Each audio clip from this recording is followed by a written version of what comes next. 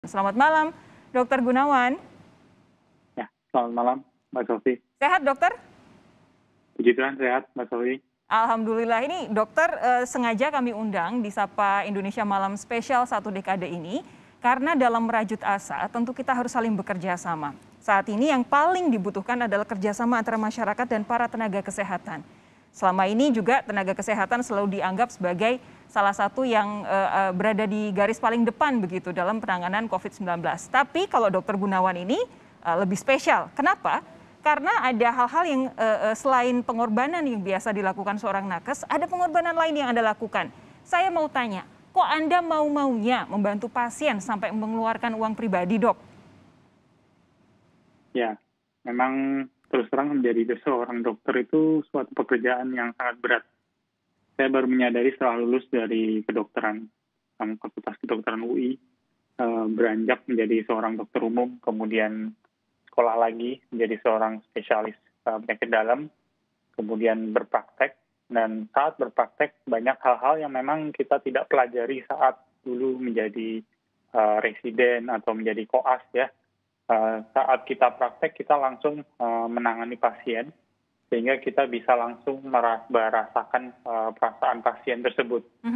Terutama pada saat pandemi saat ini ya, kita banyak sekali orang-orang kesulitan, terutama pada saat COVID ini mereka secara sosial juga kesulitan karena adanya pembatasan dan adanya penutupan sehingga mereka tidak mendapatkan biaya hidup mereka. Terus terang hal ini juga berefek kepada mereka yang mencari kesehatan dengan cara berobat. Jadi kalau misalnya sakit misalnya pada saat pandemi ini mereka juga berpikir uang nggak dapat, harus keluar uang untuk kesehatan, seperti itu. Berangkat dari situ dan didasari oleh sumpah kita sebagai dokter harus menolong orang, saya berusaha membantu mereka sebisa mungkin. Yang jadi dasar saya harus membantu mereka sampai harus mengeluarkan uang pribadi, ya saya kembali lagi masalah moral. Kita sebagai manusia adalah makhluk yang sosial. Kita perlu orang lain untuk hidup. Jadi mau nggak mau memang hal itulah yang memberanikan saya untuk berusaha sekuat tenaga untuk membantu mereka.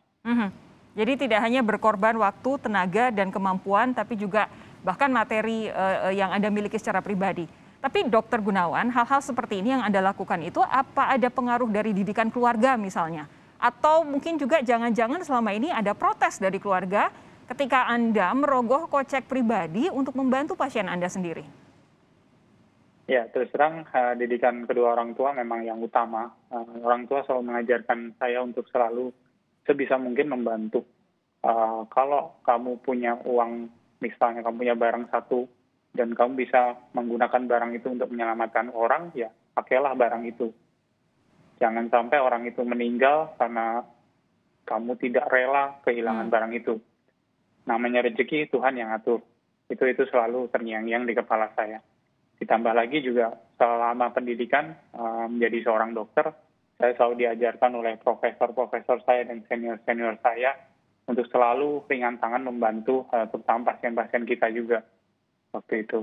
Jadi hal-hal tersebut itulah yang membantu saya selama ini. Tapi tidak pernah ada protes dari keluarga, misalkan tiba-tiba Anda dalam posisi tidak berlebih juga, tapi harus membantu, akhirnya memutuskan untuk merogoh kocek sendiri. Pernah ada tidak ada protes dari keluarga? Ngapain sih bantu pasien sampai segitunya begitu? Namanya protes tentu saja selalu ada, Mbak. Tapi ya namanya kehidupan keluarga harus saling memaklumi ya, dan saling mengerti. Memang istri memang sama-sama profesinya sebagai dokter, dan kami berdua memang ya punya visi dan misi yang sama gitu. Punya empati kepada pasien dan menolong pasien itu memang tugas kita. Gitu. Oke, syukurlah kalau seperti itu pasangan suami istri dua-duanya punya jiwa yang sama. Tapi begini, Anda tentu kan sudah banyak merawat pasien, Dokter Gunawan. Adakah momen yang paling membuat Anda terenyuh begitu, terketuk hatinya sampai betul-betul merasa, waduh ini pasien harus saya tolongin apapun yang terjadi?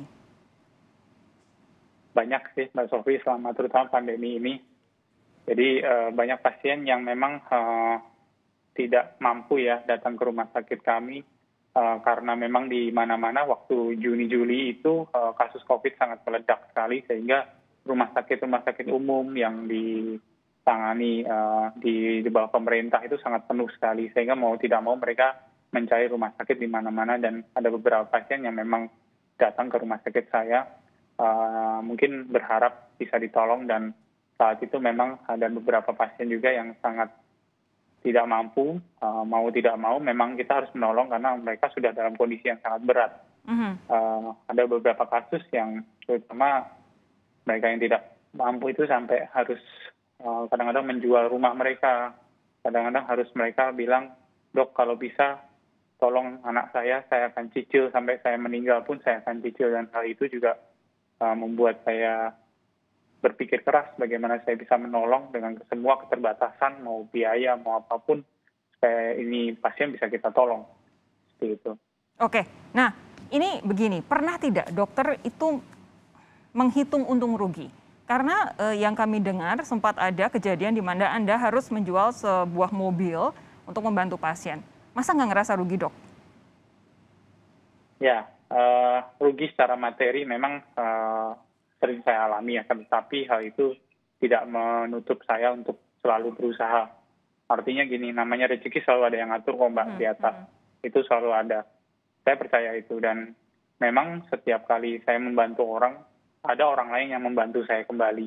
Seperti halnya waktu saat pandemi kemarin, ada beberapa pasien-pasien saya yang berkecukupan membantu saya dengan cara memberikan obat-obatan, dengan cara memberikan dana dan alat-alatnya yang tadinya dipakai oleh mereka selama mereka sakit, misalnya alat high flow atau oksigen yang sangat mahal itu, mereka sumbangkan kepada saya supaya saya bisa membantu orang lain. Seperti itu. Saya jadi merinding. Tidak ada ruginya. Saya jadi merinding mendengarkan ini kalau perbuatan baik dan tulus ikhlas itu pada akhirnya akan sirkular begitu ya, berbalik lagi ke kita untuk terus kemudian kita teruskan lagi berbuat baik kepada sesama, karena itu adalah salah satu cara untuk kita memastikan semua orang baik-baik saja. Nah, dokter begini, tadi saya sudah nanya soal pasien-pasien yang perlu Anda bantu secara finansial. Tapi begini, Anda kan juga pernah merawat pesohor nih, Deddy Corbuzier. Bisa nggak cerita soal itu? Adakah beban untuk merawat orang yang dikenal luas oleh publik?